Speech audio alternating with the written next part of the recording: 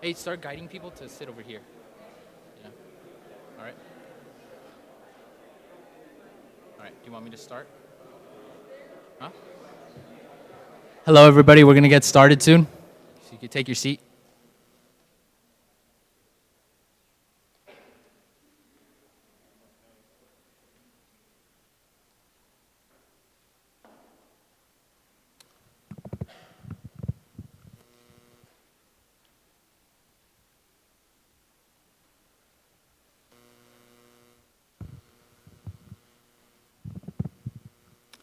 Ladies and gentlemen, thank you for being here tonight. I am Adam Duarte, founder and chairman of Young Americans for Freedom at LMU. It is an honor on behalf of LMU, at YAF at LMU, to be hosting not one, but two of YAF's most desired speakers, Andrew Klavan and Michael Knowles. We would like to thank Young America's Foundation for their constant support of our chapter, Student Life Development, including Katie Stiles and Daily Wire for helping organize this event tonight, and also Varvid for streaming. Young Americans for Freedom is a premier conservative activist group, or activist organization through Young America's Foundation. We seek to spread the ideas of individual freedom, a strong national defense, free enterprise, and traditional values, and the ideas laid out in our creed, the Sharon Statement, in order to further the conservative movement. Feel free to come by our table in the back for YAF swag and learning more about the benefits of becoming a YAF member. So one idea that we hold dearly that is written in our nation's Constitution, infused in our shared American culture, and should especially be enshrined on college campus, is freedom of speech and civil discourse. Just as we believe a viewpoint that opposes our own should be heard, we believe that our own viewpoint should be respected and heard as well. All viewpoints should be able to speak, and we should be able to act civilly with one another. Disagreement is not hate, and free speech is not violence, regardless of what some may tell you. So we ask for respect and courtesy during the speeches, and when the question and answer comes around, please ask your toughest questions. Now on to our speakers.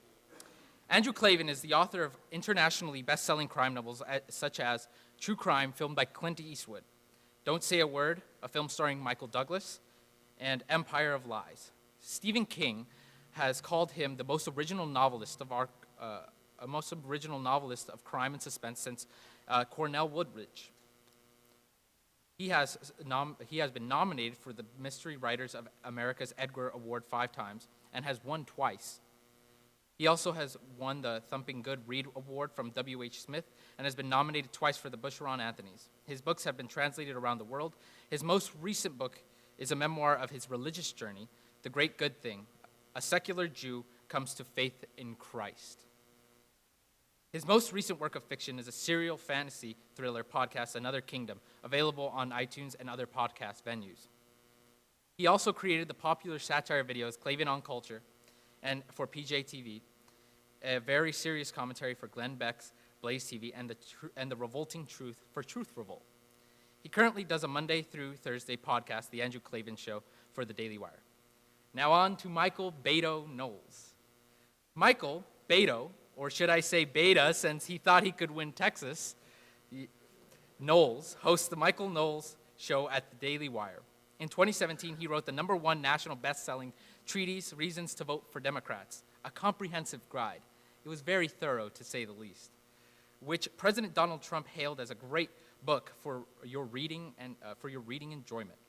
Before blank book fame, Michael studied history and Italian literature at Yale University, graduating with honors and earning the Seymour L. Lussman Prize for outstanding contribution to artistic and cultural life of the college.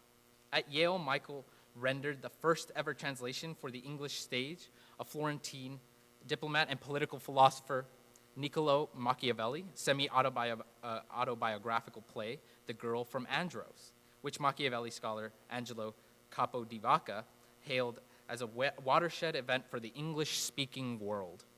In 2011, Michael co-founded Red Pillar Consulting, in which capacity he has advised political campaigns from the municipal to the presidential level. Michael has also performed in theater, television, and cinema, recently starring in the feature-length comedy Hollywood. In 2017, he teamed up with the acclaimed novelist, who is also here, and screenwriter Andrew Klavan to perform the 13th episode narrative podcast, Another Kingdom, which garnered nearly 2,000 five-star reviews by the release of its final installment, rising to become one of the most popular arts podcasts of the year. Michael's work focuses on the relation between culture and politics, and as goes the eternal maxim, politics is a show for ugly people. Without further ado, please give a warm welcome to Michael Knowles and Andrew Klavan.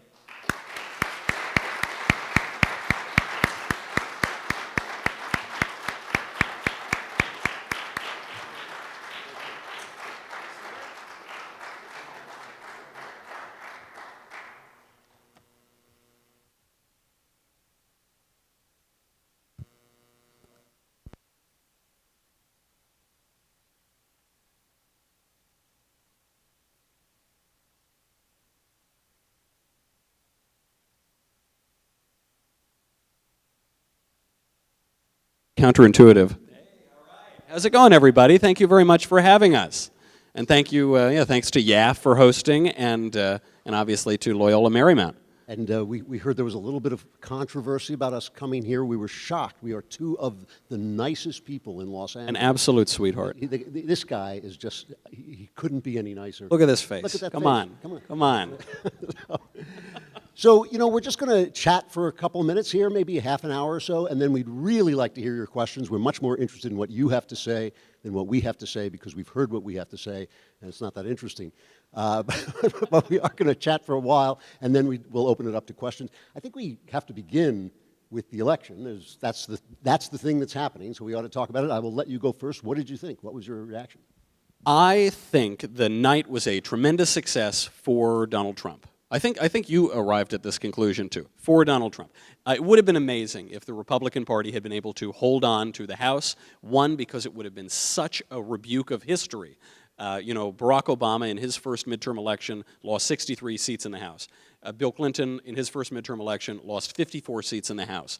This is a trend that dates back all the way at least to Truman, and with very few exceptions. So all of the historical forces were pushing for a blue wave, and what we got was a purple puddle, and I'm a guy who sees the glass of leftist tears as half full, so I was very pleased, and I guzzled them down. I did not expect to make such gains in the Senate, so that was a really nice win. Key governorships went to the Republicans, especially in Florida, especially Ron DeSantis against Andrew Gillum, who was a wacky socialist. He was a far progressive candidate, and DeSantis won. It's interesting that in a few of these races, the Democrat candidates have not conceded, even though they lost. This is true of Stacey Abrams, who's a very far-left candidate in Georgia, was endorsed by Oprah. And this is also true of Bill Nelson. I don't think he's given up yet either. All the better. I love it. Drag it out. Drag out those losses. I want them to take as long as possible. All in all, I thought that was a good win. The reason why it doesn't really matter that the Republicans lost the House is that we weren't passing any legislation really at all other than tax cuts. We would have gotten more tax cuts. I like tax cuts. I still like tax cuts, to paraphrase Brett Kavanaugh. And so that would have been nice. But do you like tax cuts, Senator? But, c'est la vie. We also are not going to get entitlement reform now. We were probably never going to get it anyway, so not a huge deal.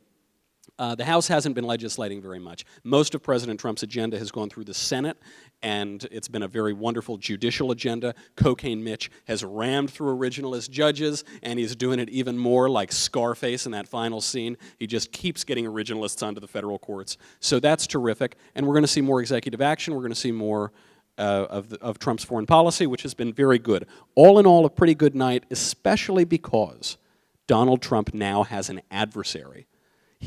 Donald Trump does very well when he's kind of just floating and having success.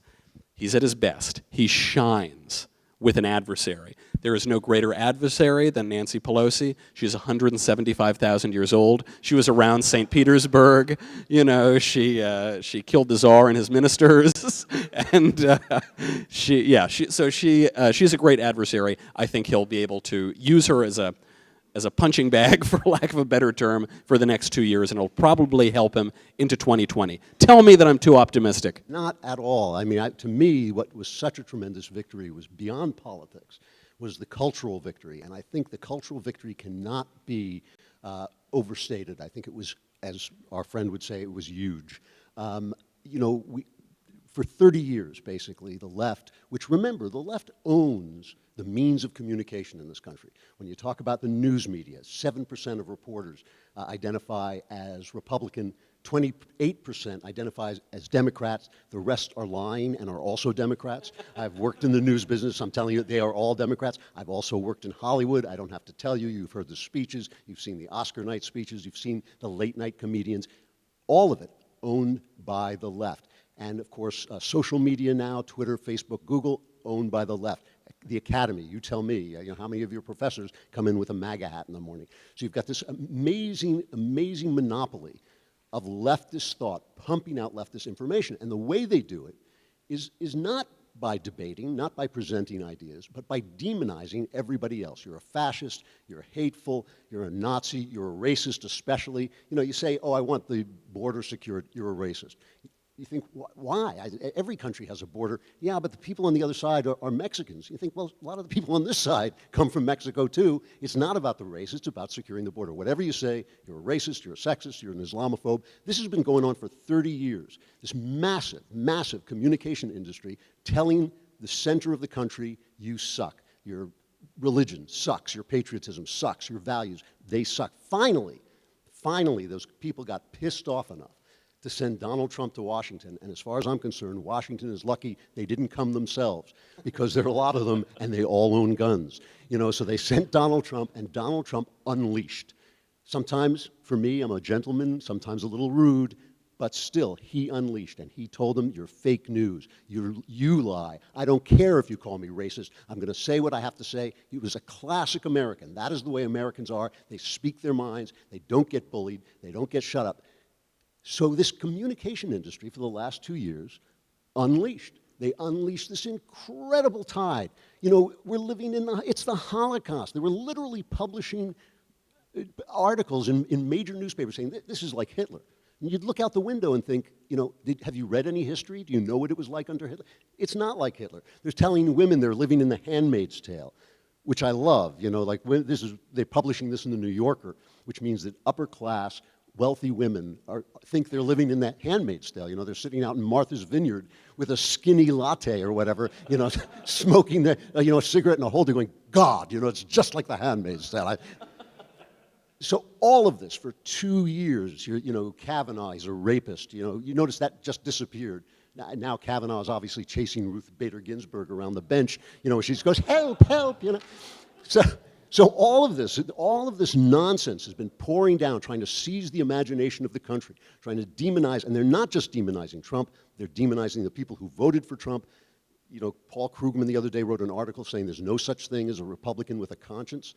Now, we're not good examples because we are Republicans without consciences, but there are plenty of good Republicans with conscience. Yeah. After all of that, we got a minor midterm, typical midterm election, which means to me that Donald Trump slapped these people silly and walked away without a scar.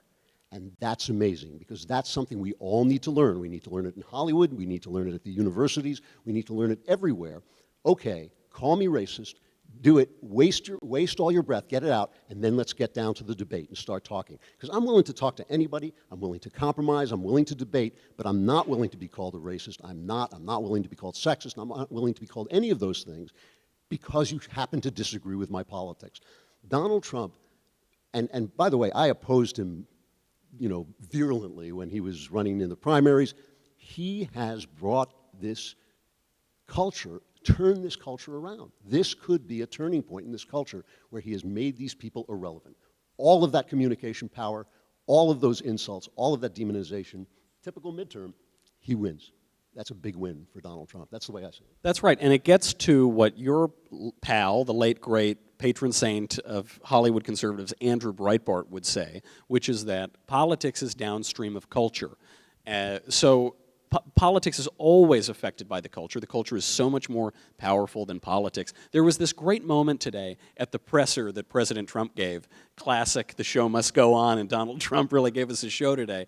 And this woman, I think she was from PBS, she said, you know, President Trump, some people, some critics say, whenever they say some critics say, it means I say somebody bouncing around my head says that when you called yourself a nationalist, you really called yourself a white nationalist. Say, oh, I didn't. I don't know what you want me to say. I didn't do it. And but he actually hit her really hard, and he said, what a racist comment. What a racist question. It's not even a question. She's making it as a statement. He's saying, what a racist thing to say, because what that is to say is that if you are an American nationalist, if you support the American nation as opposed to supranational organizations like the United Nations or the European Union, if you support the American nation as the best way to preserve liberty and prosperity, then you are a racist because America is an ethno-state, I guess, or America is a white nation. Or what a racist comment to make. And then he said to her, and how dare you say it to me? How insulting it is to be called a racist. In modern America, it's the worst thing you can be called. It is the single worst thing. It is a substitute. It is synonymous for being called evil. If you say to someone, you're racist, it's to say you are evil, you're an evil person. And they throw it around like it's nothing. They throw it around like the wind. People who are acquaintances of mine, even people who have been classmates, when they're losing a political discussion, when they're losing the point because they don't have much of a point to make, they call you a racist. And it's a sign that you've won the debate, is when a left-winger calls you a racist, it's a sign that you've won the debate. And President Trump called it out exactly as it is just today. It was a beautiful moment. And this is the thing. This is like the tariffs in China. People keep saying, you shouldn't start a trade war with China. We're in a trade war with China. He's just fighting back. The same thing is true of the way he treats the media. They keep saying, this is uncivil, this violent rhetoric, you Nazi racist. You go, well, wait a minute, I'm sorry, whoa. For 30 years, this has been going on where your opinions or my opinions, which is what, let me tell you my opinion. My opinion is that people should be free. That's my opinion. My opinion is that you should live the life you want, the fullest life you want. Now, what I know and what the founders of this country knew is that's a complicated proposition, right? Because in order for you to live the life you want, the guy who disagrees with you has to live the life he wants as well. So you want to be a gay guy and have a gay relationship? Fine. But if this other guy doesn't want to bake a cake for your wedding, that has to be fine too. That's what freedom looks like. Freedom doesn't look like, oh, you had the power before, now I get the power to bully you. Freedom looks like, okay, let's spread it around. If there was oppression before, let's get rid of it, but now everybody's got to be free. You've got to be free to have your conscience. That is the argument that has gone away. I have a friend, I don't like to admit that he's my friend, but I have a friend who was banned from Twitter just the other day for making a joke. No, but this is a major corporation silencing this clown, right? I mean, this is I'm very intimidating. I'm a real threat, Yeah, so this is a powerful corporation silencing an individual dissent. That means that all these people, see in the back, they've got their gags on, but who silences you? No one. They silence him. The Democrats have become the party of major corporations silencing individual dissent. And that, I'm sorry, but freedom looks like everybody talking. It looks like people you disagree with talking. It looks like people who you hate talking. The other day, I think I was at UCLA, and somebody said, well, what do you do about hate speech? I thought, I'm not afraid of hate speech. You know why? Because Americans are not hateful people. When they had those white nationalist meeting in Washington, and remember they had the drumbeat, oh, here they come, 20 guys showed up. 20 people. Listen, we can take 20 people. We should let them speak for one simple reason. Who decides? Who decides? The only people who can censor anybody, are people with power. You got to have power to censor somebody. And people with power do things in favor of their power. So ultimately, they're going to silence people to enhance their power. So let everybody talk. Believe me, the good guys will win. This is actually illustrative. I just noticed the people in the back who have put tape over their own mouths for some reason. And this is such a big part of why President Trump has had political success despite his ample flaws, which is the constant gaslighting by the left in this country.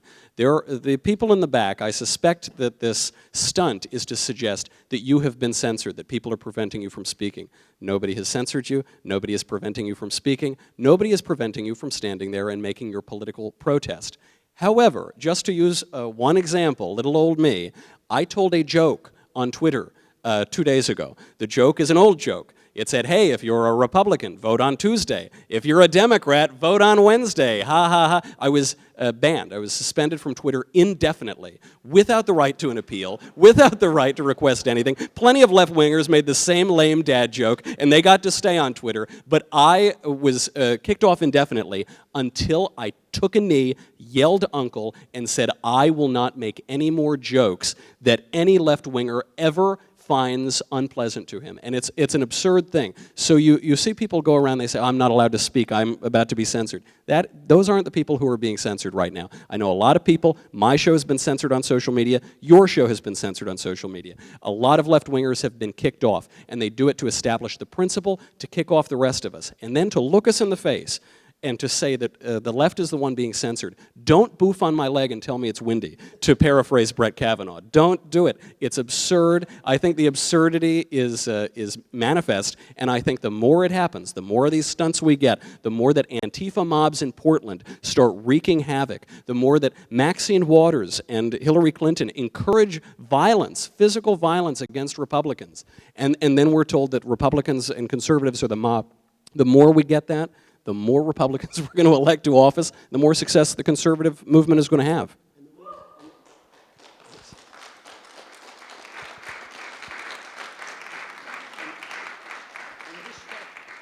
think I'm losing my mic. And this stuff is, no, sorry.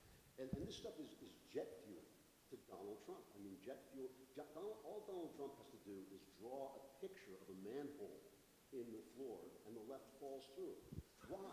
You know, it's like, it's almost like he's Roadrunner. All he has to say, handle on their own heads.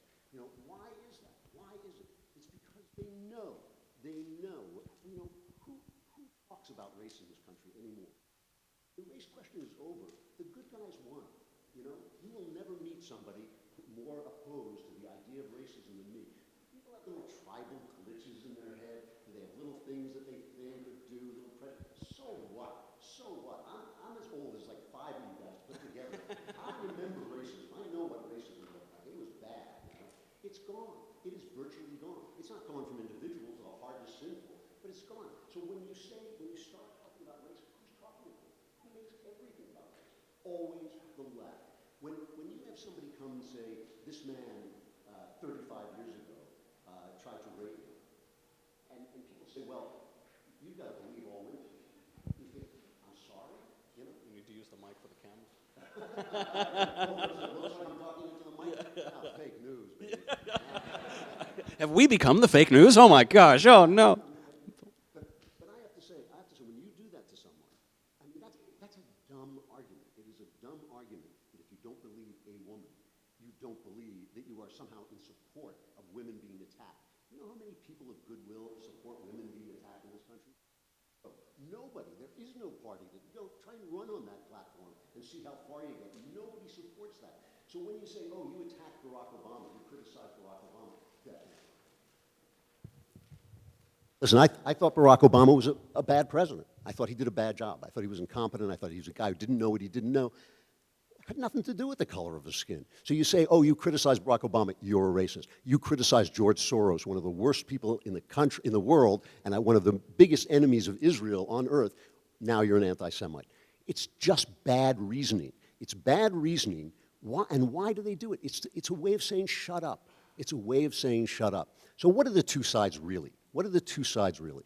Our side is the side of individual liberty. Individual liberty. Individual liberty requires the kind of contraption that was built by the Constitution to keep power centers separate, right? Power to the states and power to the federal government, power to the Congress, power to the president, power to the judiciary. That is the way they figured out to keep powerful people who are powerful because they like power from getting too much power, right? The other side thinks the government should have all the power. Center the power there. You have an opinion they don't like, you're gone. We get to drive your cake baking factory out of business. Here's a thing. I've been defending gay people since it wasn't fashionable. Okay, I'm talking about like the 1970s when you lost friends, when people called you names. I always thought, hey, leave them alone. They're not doing anything. They're not hurting anybody. Let them have their lives. What the hell is that about? All right, but I opposed the Supreme Court decision demanding that states say there should be gay marriage. Why? Well, Antonin Scalia, in his dissent, told us why. He said, this is not a decision that gets to be made by 5 people. It's a decision the people make, the American people make. We are in favor of individual rights, of local government, of local power, of power in states, of people not being silenced, of people having different opinions and disagreeing. They're in favor of a regimented morality that is enforced by the government. That's the only argument we're having. Nobody dislikes women. Nobody dislikes black people. Nobody's saying anything about races or anything. It's all about whether we're going to be free individuals in a government that is restrained and restricted, or whether the government is going to tell us what to do. That's the only argument we're having. By the way, I know broadly we're speaking about the West after we talk about this, and all of these topics touch on the West, but I do want to link it to modern politics for a second, which is that conservatives are always lamenting the decline of the West. That's our favorite hobby. We sit around, we drink scotch, we whine about the decline of the West. Okay, that's fine, But this administration, this political moment, it gives me the most hope that I've had for the West in a very long time, because Donald Trump is the single greatest civics teacher in the history of the United States. We had record high midterm voter turnout, not just on the left, not just on the right, on both of them.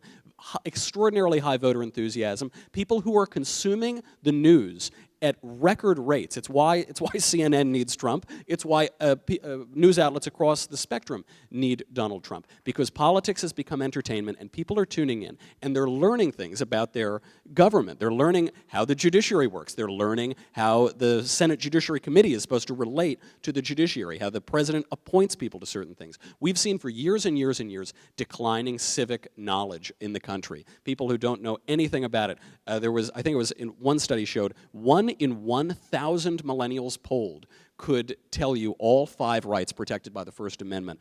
1/3 of American millennials believe that President George W. Bush killed more people than Joseph Stalin. The other statistics get even more depressing. And in this moment, we've never had more open debate. We've never had more raucous debate, even within the left and within the right. We were told Donald Trump was going to be an authoritarian, stamp people down, stop people from speaking, from writing things. What are we talking about? Jim Acosta, for some reason, still gets to stand up before the leader of the free world and run his stupid mouth and sway his stupid hair and humiliate himself.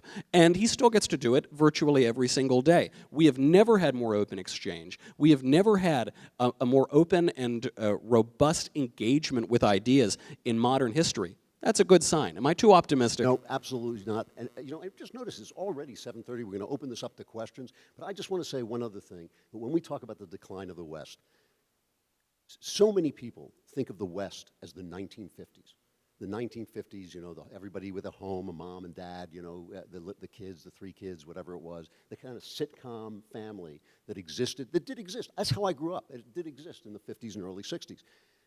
That was never the West. That was an anomalous moment that happened after a major, major war in which all of our competitors were wiped off the face of the earth, right? We had no competitors. The world was in rubble. People had seen so much death and so much, killing, that they came back and they wanted to start families and they wanted to live that life. It was an amazing moment, and it was an amazingly successful moment, and it was a beautiful thing. But the left has always been just like it is today: obstreperous, loud, chaotic, angry, crazy. That's what it's like to be an American. That is what it's like to be an American. You are experiencing America at its best in a lot of ways. All these people who are saying, we've never been this divided since the Civil War. Give me a break. When I was a kid, they murdered the president. His brother ran for office. They murdered him. A great civil rights leader rose up. They killed him. The universities were on fire. Policemen and I look at you, I see kids, policemen and our kids were fighting with each other, and neither side was necessarily in the wrong either. They demonized the cops, but the cops were just trying to keep the peace, and the kids were going nuts. That's not this. That's not what's happening now. What's happening now is we're arguing. We're arguing about the future of the country, and we're voting. If Trump's a fascist, he is the worst fascist ever. He's the worst racist. He's the worst sexist. How many women are appointed? And how did all those voters get free to take the House away from him? He's a fascist. That's not what fascism looks like, folks. So this is a good moment. I've found this a really wonderful couple of years of genuine Americanism. I think you're lucky to be in it. And I hope it continues. I really do. Let's take some questions. Here. All right, that sounds good. I don't know. Are you going to handle questions? Yeah. All right, let's do it. Good luck. You don't even have a working mic. There we go. And the guys who are gagged might want to take. It's hard for us to understand the questions if you're. Well, that was an interesting point. I don't know. All right, guys, my name is Derek Wanlin. I'm a student here at LMU, and I'm just going to lay down the rules for the people coming up to ask questions. So the way it's going to work is you're going to line up here. Anyone who wants to ask a question, you're going to have 45 seconds to speak, but there has to be a question. If you're just going to do a run-on monologue, we will ask you to sit down. And then, we call that Jim Acosta-ing. You can't Jim Acosta during the questions. and if you have a rebuttal, you're only allowed a rebuttal if the speakers allow it. But otherwise, you're just allowed a single question. So if you're ready to come up and ask a question, feel free to form a line right here.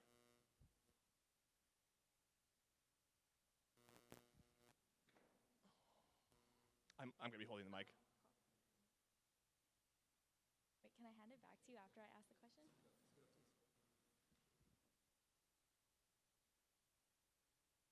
Okay. Okay. Hi, I apologize for not being here for the whole meeting. I was split between two things. My name is Elsie Mattis. I'm a political science and economics double major.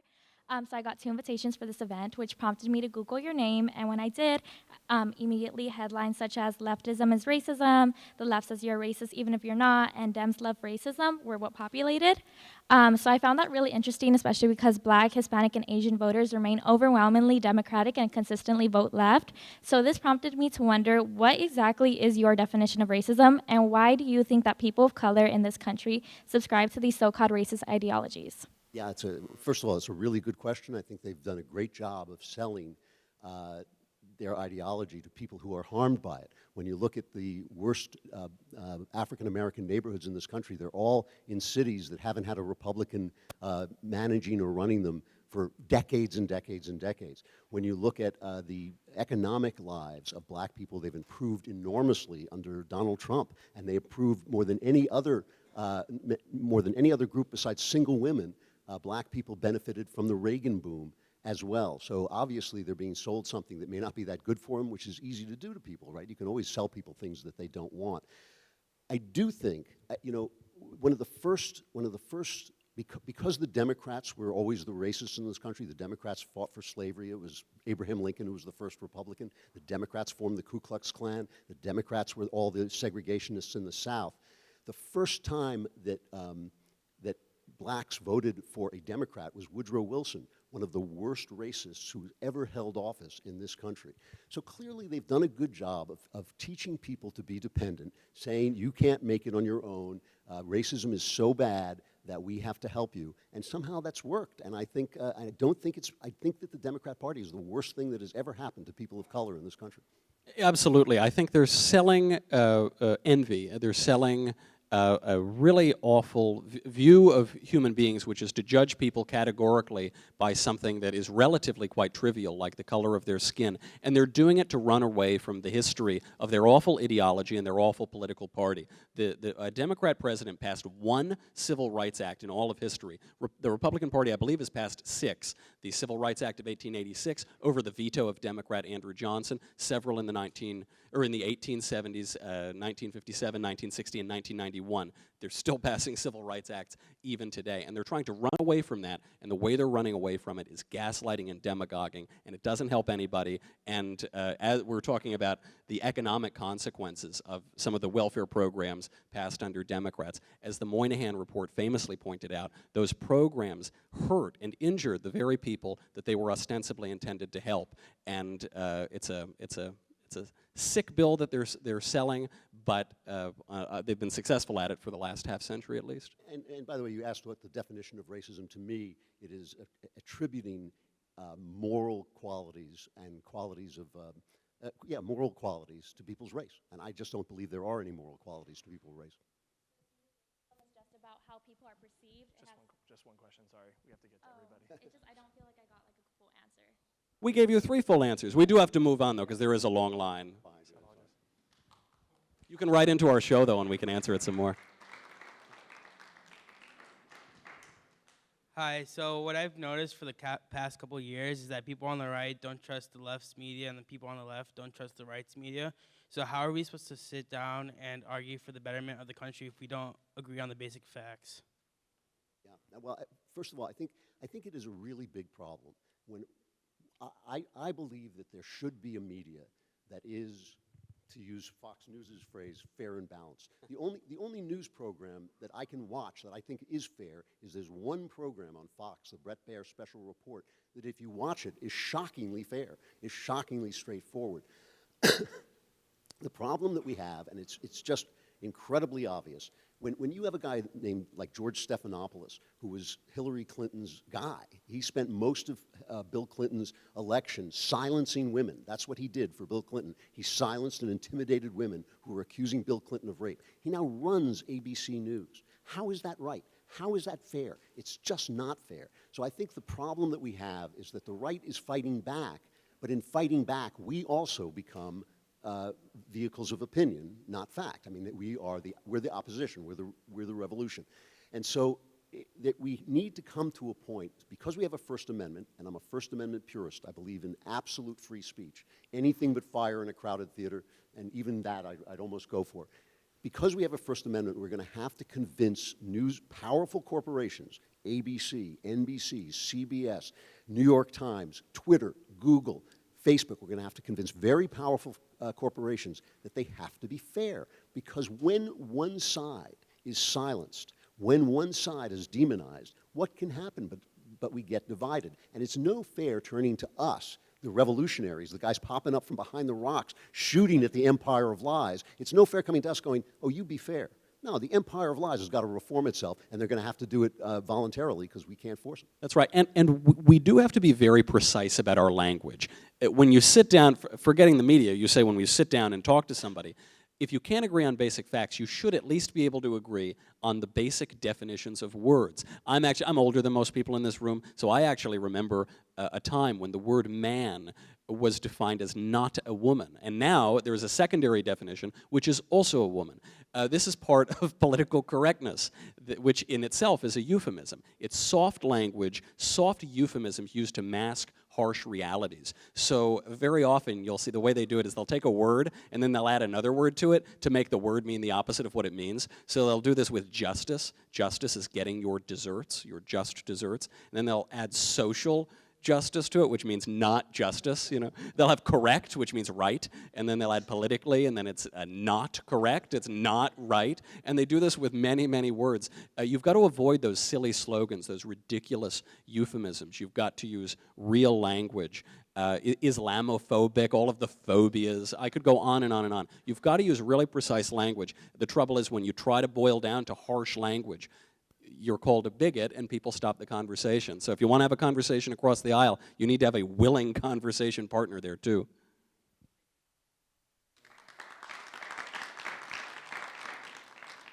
Hi, I'm curious how you'd respond to a 2012 Princeton study that found that When a corporate or corporate interest wanted to build a pass, it had a 60% chance of passing, and when it did not want to pass, it had an 80% chance of not passing.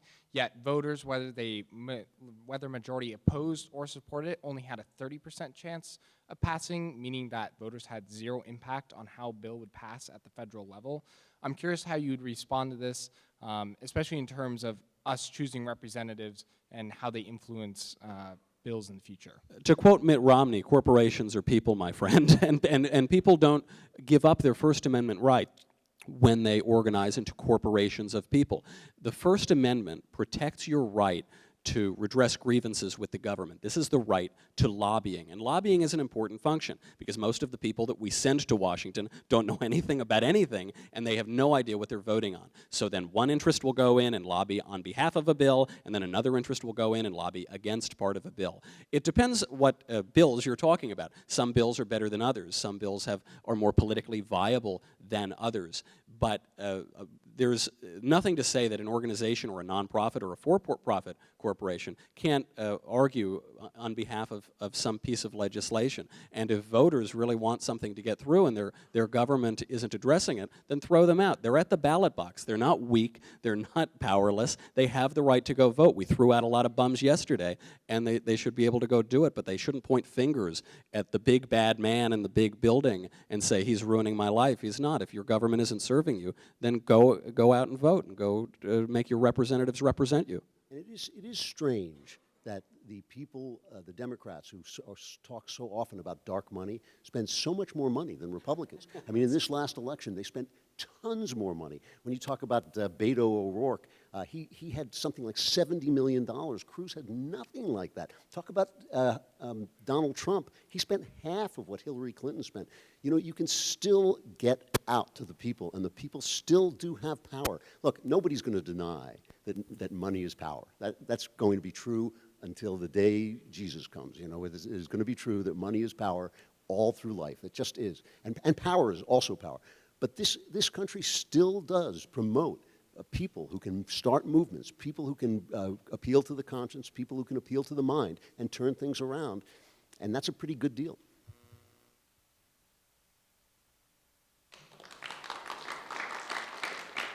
Sir, that is a superb mustache. beard, yeah. Unbelievable beard. The mustache is curling up. The cameras might not be able to see it. Absolutely excellent. Happy Movember to you. Thank you, thank you. My name's Connor Johnson. I'm glad you're so happy with a high voter turnout in the midterms, and I would agree with you on terms of free speech as it goes to government regulations. However, my question in particular goes into what you were talking about earlier with private companies like Twitter and Facebook. So I believe it would be fair to categorize you as someone who advocates for an open marketplace of ideas, and you decry actions of Twitter and Facebook to silence or ban conservative or characterize right-wing speakers. Is a private company restricting the dialogue on their own platform and expression within the marketplace of ideas? And if so, if you do not believe this should occur, what sort of government regulation, if any, should be enacted to stop it? It's a great question. Facebook and Google and YouTube all businesses operate under regulations. Everything in life is regulated, right? They operate under regulations prepared for a platform. A platform is like the phone company, AT&T. You and I talk on a platform. They can't say to you, oh, that joke you made, that was too liberal, you can't have this conversation anymore, right? They have to let everybody talk on the platform. We can't conspire to commit a crime necessarily, but we can say anything they want. They have no right to censor us. A publisher operates under different rules. A publisher can censor anything they want. If I don't want to publish your book, I say no. I don't want to publish that. I only want to publish left-wing or right-wing books. That's fine. The difference is, as a publisher, I'm responsible for what comes out of my publishing house, and I can be sued if I slander you, okay? So what the social media types are doing is they're operating under one set of regulations, but they're acting, the regulations for a phone company, but they're acting like publishers. If they're going to be publishers, then anyone who's ever been slandered on their platform can sue them. And that's why I think they should be stopped. I think they can legally be stopped. We should say to them, look, you want to be a publisher? You're a publisher. Then every single person who's ever been lied about on Google gets to sue, okay? That would last about 10 minutes, right? But if you're going to be a platform, let people talk, be a platform. That's absolutely right. Jack Dorsey, the head of Twitter, has admitted a left-wing bias at his company. Facebook news curators have admitted during times of elections to helping out Democratic causes and to hurting Republican causes. There's an investigation right now by special counsel Robert Mueller into the secret, nefarious collusion during 2016. They're going to find Boris and Natasha behind a tree in Washington, D.C. What about the election interference from these platforms? I myself was kicked off of Twitter just a few days ago, right before the election. I know countless other conservatives who have been as well, and yet for everybody else who gets to use it, it says, go to the polls, go to your polling place, look it up, here it is. That's fine. But it seems to me that if they're going to behave that way, if they're going to behave basically like publishers, we should also look at whether they are providing an in-kind contribution to Democrats, which it seems to me almost certainly they have during this election. Then we'll find the real interference and the real collusion, and it's not going to look pretty for the left.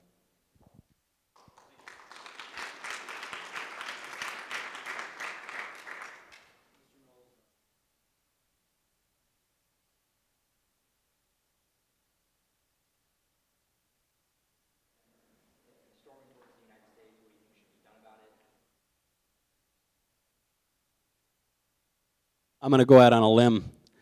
I oppose it.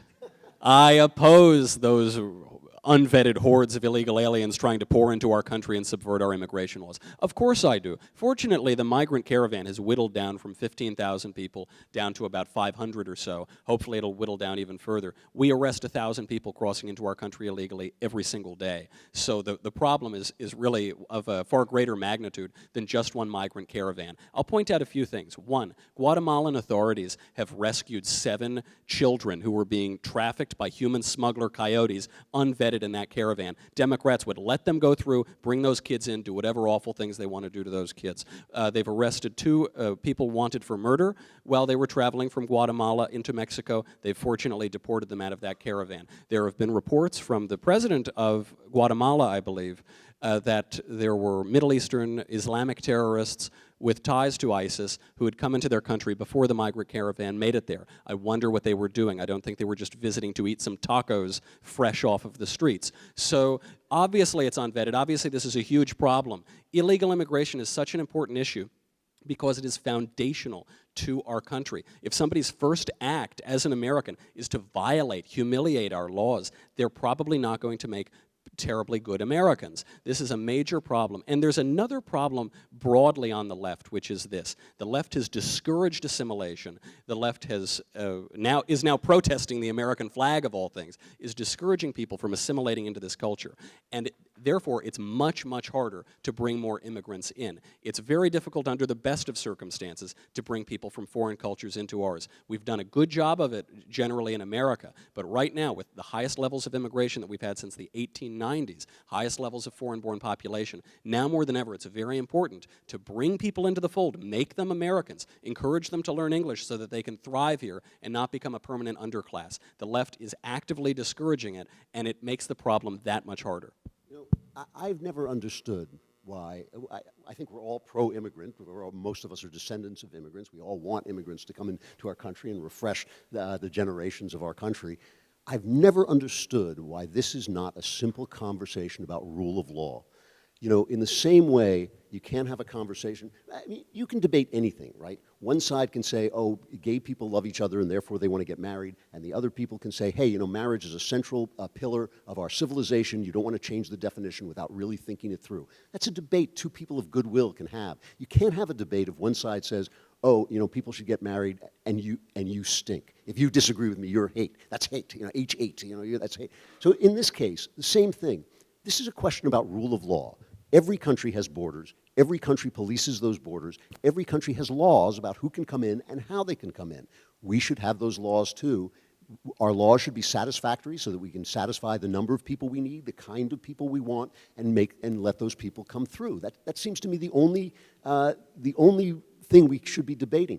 I'm perfectly willing for the left and the right to sit down and compromise on those rules. I really am. There's nothing, to me, I have no absolute guideline. I have no number in mind. Just make the law and enforce the law. Why is it any other kind of conversation? And it has got to be, and remember, there are plenty of people on the right, the Wall Street Journal right, who are also the same, who don't want the laws enforced. Well, it must be because they're getting something out of it. Clearly the left is getting voters. They think that these people are going to be their voters. Rush Limbaugh calls them, what did he call them? Undocumented Democrats, he called them. And clearly the people on the right, clearly the people on the right want the cheap labor. The Wall Street Journal wants the cheap labor. Listen, again, I don't care. I don't care what they decide. I don't care how they work it out. Let them work it out and make the law, and let's obey the law. The most shameful moment to me of the Trump presidency was Chuck Schumer waving a pen at reporters and saying, we're not going to make a law, let President Trump solve it with his pen. You think, what, like is he king? No, you're the senator. You make the laws. That's your job. So it's just a question of rule of law, and once we get it to that point, you know, I agree with you, immigration is beautiful. It's a wonderful thing. Once you get it to the point where we're talking about the law, then we can have a civilized conversation between right and left and make a compromise and move forward.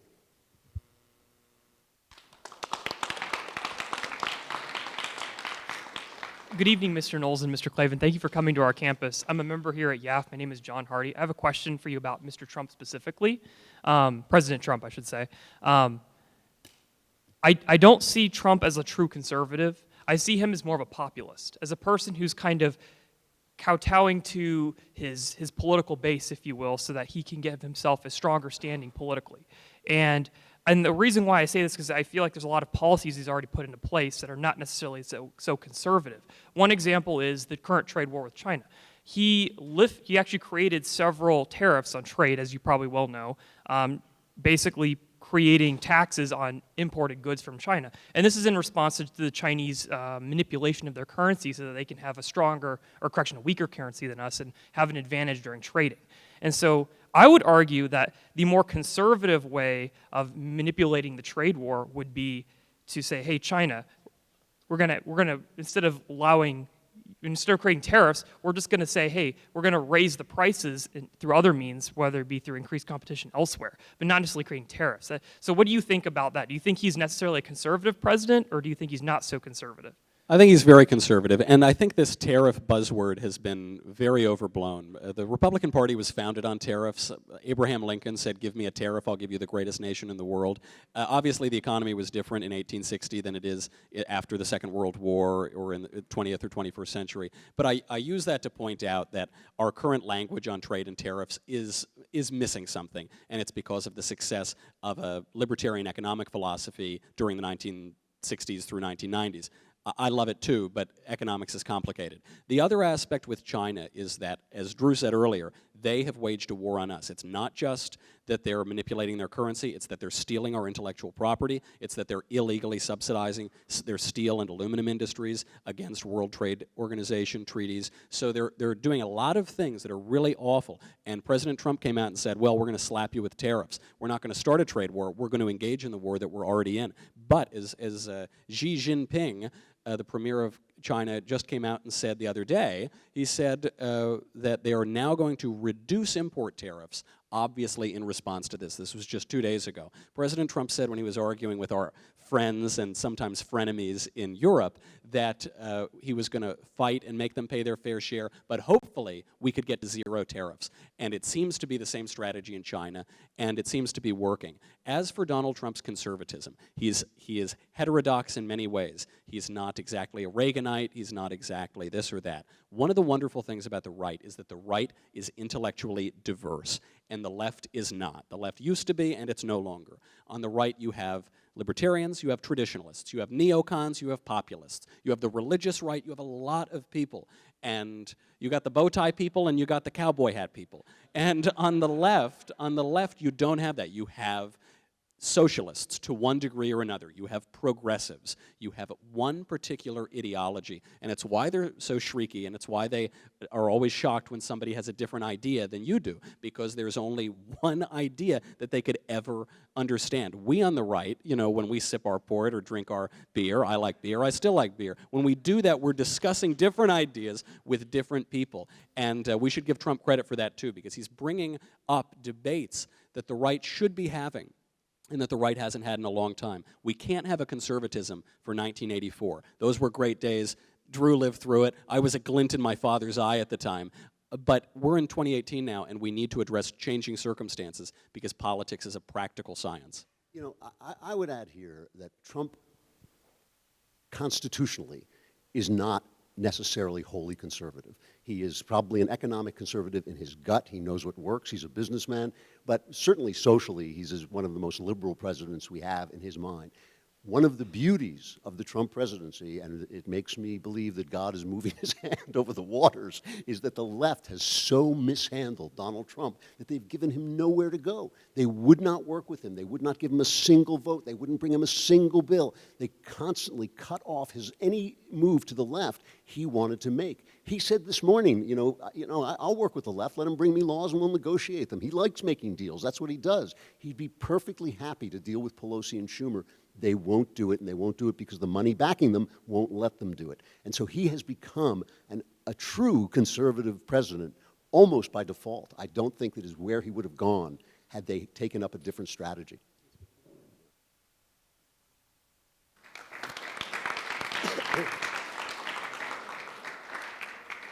Really glad you guys are here.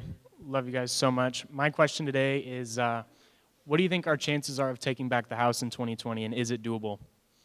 Yeah, it is. Oh, yeah. I mean, I think, look, people get very annoyed at me at the Daily Wire because I don't like predicting the future because the future hasn't happened yet, so no one knows what it is because it's the future. That's the whole nature of the future. But, oh, absolutely, the field is wide open. What we just saw in this midterms is the American people are incredibly commonsensical. And if you leave LA and you leave New York and you go and talk to them, you will find them the friendliest, most straightforward, most sensible people you have ever met. I've lived out of this country. I lived out of this country for 7 years. I never met anybody as straightforward and as nuanced as the ordinary American. They're far smarter than the commentators who tell them what to think. They're far smarter than the intellectuals who dictate what they should think. They absolutely listen to arguments and they listen to policy and they observe the results.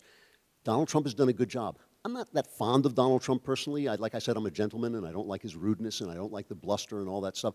But he's done a great job. I didn't think he was going to do a great job. He convinced me. The economy is doing great. ISIS, we don't even talk about ISIS. ISIS is gone. They practically owned part of the Middle East. Now they're working out of an outhouse.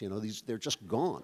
I think that he's straightened out our foreign policy so that our friends are our friends again. We're not doing that stupid stuff with Iran. He's done a good job. The only reason they had any argument at all has been his personality. So really what happens in the next 2 years is going to depend on events, it's going to depend on how the Democrats handle him, and ultimately it's going to depend on the opposition, who they run against him. But he has very good chance of not only being reelected in a landslide, he has a very good chance of also restocking the Congress. I agree. Anything could happen. Anything, I don't know, a lot of it will depend on the economy too. That's the other aspect, is because politics is a practical science, it relates to real circumstances in the world.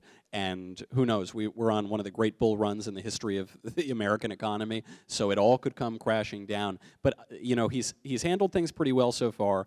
Our other elected Republicans have handled things pretty well so far. Because the Democrat wave turned into a little puddle, they don't have the momentum that Republicans had in 2010, and they don't have opposition to run on. Republicans ran against Obamacare. Barack Obama said, if you like your doctor, you can keep your doctor. Then you couldn't keep your doctor. He upended a sixth of the U.S. economy on questions that are quite literally life and death. This really, really irritated a lot of people, and so that propelled them forward. What issue are they running on against Donald Trump? That he's enforcing immigration law that Bill Clinton enacted? That he's mean? That he's mean? He's get out and vote because he's mean. No, that doesn't work. If they find some issue, maybe they'll have a chance. But until then, it's entirely possible for Republicans to retake that House.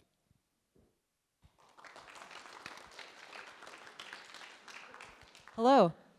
My name is Sam Cassidy. I graduated as the valedictorian and one of the lead youth psychology researchers in the country. My research has shown that regardless of political affiliation, that the rise of in-group, out-group thinking and political polarization leads to extremist actions to be taken more often by groups. You're talking very quickly. Slow Yes, down. sorry about that. So my name is Sam Cassidy. I graduated as valedictorian and one of the lead youth psychology researchers in the country. I've been investigating political polarization and extremism, as well as the impact of technologies on our social behavior. And what my research has found is that regardless of political affiliation, that extremist actions tend to rise when there is in-group, out-group thinking that occurs within certain communities. And with the rise of political polarization in America, I'm wondering how hasty generalizations and how in-group, out-group thinking should be countered in order to mitigate the chance of extremist violence being taken in our borders.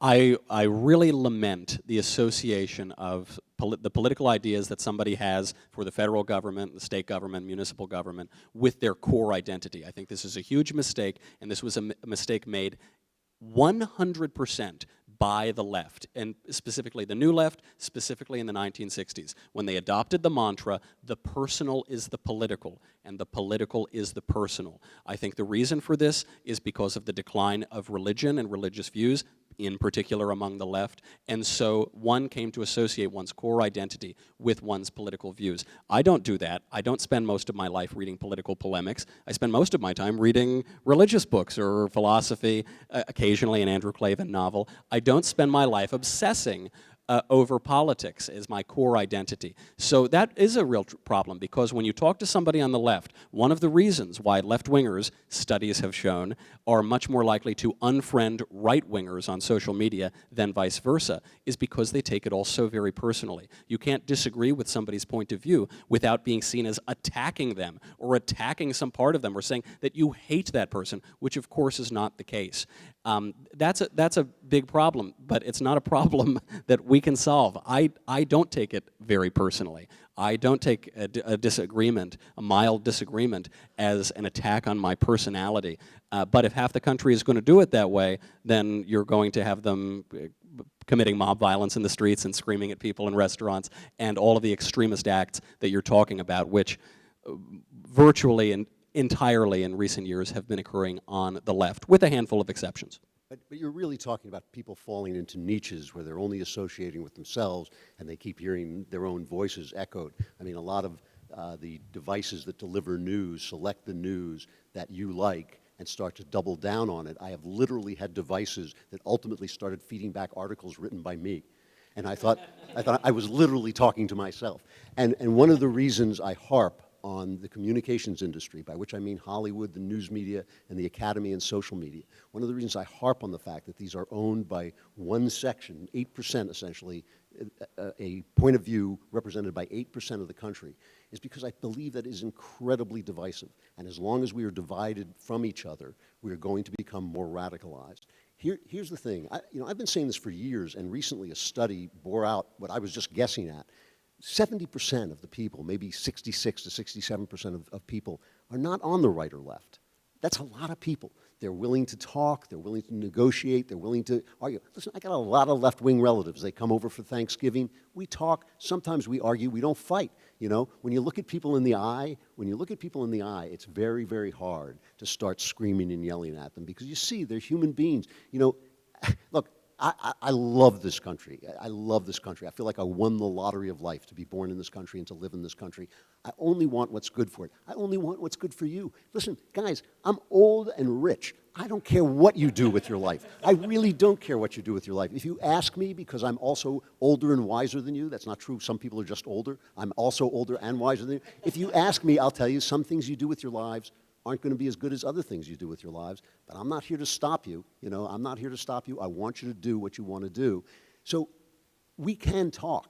I just really believe that, you talk about building a wall. I believe the communications industries, which include this university, which include, universities that are all taught by leftists, every single one, that's a wall between us that should not be there. And I think what we have to do, left and right, we have to start to insist that everybody gets heard. Everybody gets heard. Let the right speak. Let stop knocking people like Knowles off on Twitter. I'm making fun of you, but it's going to be me next. So. but that I think is the problem. I don't think the problem is the people. I think the problem is the communication industry and communication corporations that basically are selling one point of view over the other.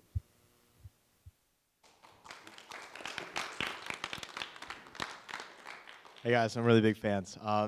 Okay, so when I was in high school, my teacher said that excuse me, that the political parties, Republican and Democrats, that they're like they switched.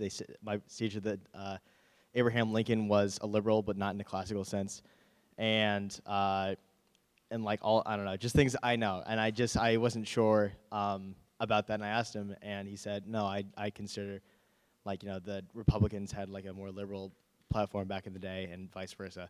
And so, could you guys just clarify that for me? It seems to me I've heard that song before. It's of course, I'll tell you how it happened. This is how I imagine it happened, because I was told this, that the parties switched. And I think it was sometime conveniently right when all of our teachers were coming of age. It was conveniently right around then. And then Mr. Johnny Republican sat down at a coffee shop with Sally Democrat, and they said, okay, so now I'm going to be you and you're going to be me. Is that right? And I'm going to call you you and you're going to call me. Is that? And that's what they say happened. But of course, nothing of the sort happened. One of the answers, we talked earlier about Republicans enjoying tariffs. I guess everybody liked tariffs at various points in American history. Economics and politics are complicated, and so some ideas change, some circumstances change, there are new challenges that people have to face. What they're really trying to say when Democrats say that the party switched is they're trying to distance themselves from the awful, horrific history of their party, which continues to this day. It hasn't gotten any better. It's really bad. I mean, I suppose supporting slavery in the Ku Klux Klan is especially bad, so maybe now that they just want to take over our healthcare system, that's slightly better, but it's, in the long run, I don't know, in the long run, a bad idea is a bad idea. So I think that's part of it. The evidence that they use is that black voters began initially broadly supported Republican candidates and then ultimately came to support a majority in Democratic candidates. They say that this happened when the racist South switched to Republicans. And this happened overnight at the signing of the Civil Rights Act by Lyndon Johnson, one of the only Civil Rights Act signed by Democrats compared to the many signed by Republicans. A greater percentage of Republicans voted for it. That's right. It was supported. The majority of people who supported it were Republicans. But this isn't true. The black voters broadly started to move to the Democratic Party decades earlier. It had nothing to do with civil rights legislation. It started in the 30s and the 40s. And the solid South, the Democrat South, didn't begin to move to Republicans. It was still moving during the 1990s. It didn't happen because of civil rights in the 1960s. It's because different things change. And specifically the New Left. When the left came in with its radical social agenda, its denial of God, its atheism, its social insanity, that today at the 2012 Democratic National Convention, they literally booed God. This turned off a lot of traditional Democrat voters and a lot of socially conservative Democrat voters in the South who didn't want to be associated with people screaming boo at the name of God. But certain areas have switched. The left and Democratic Party has adopted a far left-wing political ideology which alienated voters. To suggest that the party has switched is, I think, the silliest canard of maybe American political history. It's a great con. It is a great con, and it has worked. The only thing is just if you just listen to the way leftists talk about African Americans. Listen to what they say. You say people should have an ID, like a license to vote. Of course, that's true. Obviously, you have a license to get on a plane, anything you have to do, you have a license. And they say, black people couldn't get a license? What's wrong with you? How's a black person? That's the way they talk. And you go like, oh, I'm sorry, why am I the only person who's insulted? I'm a white guy, and I'm sitting like, don't talk about my neighbor like that. What the hell is wrong with you? Anybody can get a license. Anybody can get an ID. Listen to the way they talk, and listen to the way they describe. I mean, when people started pointing out, absolutely true, when people started pointing out that abortion kills black people en masse, more black babies in New York State are aborted than born, when we on the right started pointing that out, the left started writing books saying, yes, but it's good because it brings down the crime rate. And I was like, are you kidding me? Are you kidding me? Listen to what they say. Listen to what they talk. When Don Lemon gets on and says, we've got to stop demonizing people, the problem is white men. Well, look, I'm sorry, that's racism. I love it when they say, well, you can't be racist if you're black. Those words can come out of your mouth, but sure you can. You can be racist if you're a human being. That's what human beings are. They're tribal people. When he says that, when Don Lemon says that, each and every one of his black, he's only got like 17 viewers, but each and every one of them. It's mostly empty airports at this point, I think. Should think to himself, what would you say? What would you say if somebody on the right said that about black people. Oh, look, here's the real problem. It's people of color. Listen, I'll tell you, I'm a religious guy. I believe that we were made in the image of God. They say you shouldn't wear costumes that make you a different race. This is a costume. This is a costume. This is a costume for the image of God, That's it. If you're judging people by the color of their skin, you are insulting the image of God. That is the way I feel about it. But that goes for everybody. It goes for everybody. If you started to let it go, the left has sold everybody race glasses. I see this subject in terms of race. I see this issue in terms of race. Take off those glasses, your IQ will go up 20 points on the instant. When you start looking as people and individuals, you're free. You're free. And they have sold this line. It is a racist line, and they have sold racism to the people who have suffered from it most, and that's a sin. The glasses are hypersensitive too, the new version. They can actually detect when someone is 1/1024th of a particular race, and you just see them, feather headdress all over. It's an amazing technology that they've developed.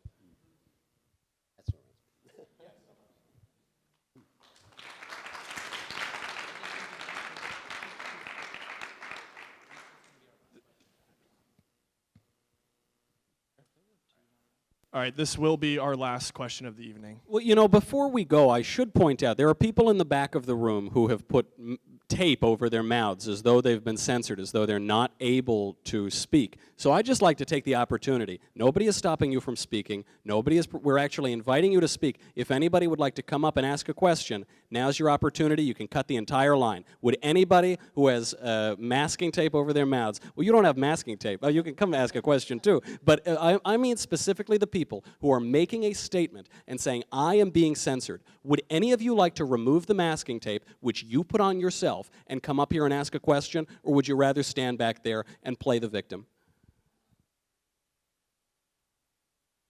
I think we got my answer. Okay. Next guy in line. Let's hear. He's been waiting.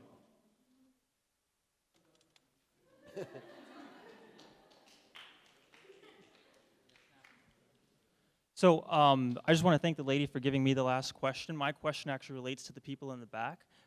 Ostensibly, I am someone who is on your side. I voted for Trump in 2016. I voted a straight ballot Republican ticket in 2018.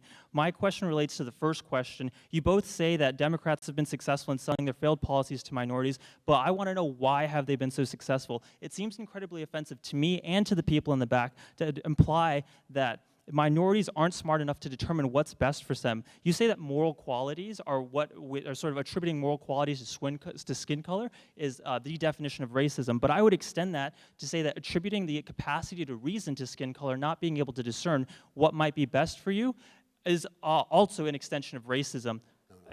Well, no, just let me finish my question. I propose the counter-interpretation that Republicans before Trump didn't give a fuck about people of color. Before that, they waged 2 wars in the Middle East. They spent $8 trillion. What if we invested those into the inner cities of Chicago, or we invest that into the minority communities in America? And what has National Review ever done for black people? They just sit in their ivory tower and lament about the state of the world and how minorities are in these situations, but they haven't actually ever done anything to help these people. Who hasn't ever done anything? National Review, Paul Ryan, Will Hurd, Mia Love. The Republican Party, which was founded to free the slaves, they've never done anything to help black people in the country? I'm talking about all right. Rhino. Got it. Just wanted to make sure we were clear. All right. That is my question. I want to know, why have they been so successful in selling their Democrats been so successful in selling their policies? I'll tell you. Well, I'll tell you why. It only has to do with one color, and that's green. Everybody can be bought. Everybody can be bought. Everybody loves free stuff. And they have essentially said, if you qualify for victimhood, we'll buy you. We will buy you. And that that has created dependency, it has created illegitimacy, it has chased fathers out of the home, and they were warned, they were told it would chase fathers out of the home. Being a fatherless child, being in a single-parent family is one of the greatest indications of risk for suicide, for crime, for drug use, for everything that there is. That is, when you go into a prison, and I've visited a lot of prisons, you can walk down the cell, single family, fatherless family. The left created that situation by giving people money to have kids out of wedlock. And they were told it would happen, and it did happen. The illegitimate birth rate among African Americans is worse today than it was when Democrats were selling them down the river as slaves. It's worse now. So they finally succeeded by means of welfare to accomplish what they couldn't do by means of force. They have been a tsunami of destruction on people. There are people, these are our fellow Americans, and the Democrats have sold them dependency. You can do this to anybody, pal. It has nothing to do with the color of people's skin. You can buy anybody. We are all corrupt. We're all sinful people, and they have pulled this off through their stupid intersectional racist policies, and they've just been a tsunami of destruction. That's how they did it. There's a currency to victimhood. You're right that the color green matters. There's a currency and a social currency to victimhood as well. The evidence is that there are people in this room who are making a statement by putting tape over their own mouths to pretend that they're being censored when they're not being censored at all. It's because that carries a social currency. And this is true for a multitude of races. This is true with intersectional sexual and gender theories. This is true across a wide variety of the people that the left has divided and pitted against one another in this country for an extraordinarily long time and ramped up in recent history. People can be duped. I've been duped many times. People can be bought. Anybody can be bought. And it's a real shame. And it's a real shame that our culture continues to give currency to that victimhood and to that faux victimhood. If we get past that, then you can realize that you've got a hand, you can take the tape right off your mouth, and it turns out you put it there yourself in the first place. And by the way, has anybody ever,